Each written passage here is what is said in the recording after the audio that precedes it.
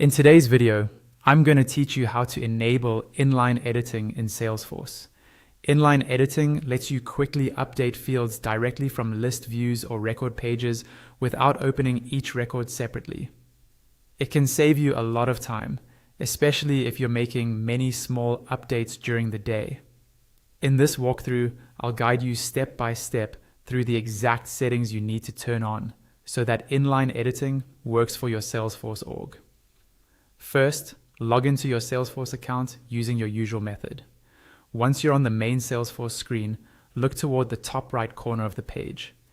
You should see a small gear icon, which is the main way to access your setup and configuration options. Click on that gear icon. When the drop-down menu appears, choose the option labeled Open Advanced Setup or Setup, depending on your interface.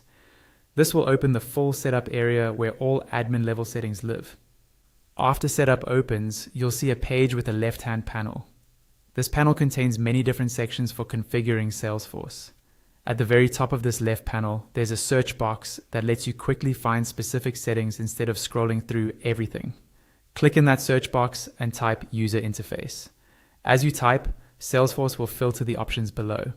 Look for the section called Translation Workbench, and within that group, you should see an item named User Interface. Click on that User Interface option. This will open the User Interface settings page on the right side of your screen, where you can control how certain features appear and behave for your users. On the User Interface settings page, scroll or glance near the top area of the options until you find the setting labeled Enable Inline Editing. This is the toggle that controls whether users are allowed to edit certain fields directly from list views and some page layouts. To turn it on, simply check the box to the right of that Enable Inline Editing label.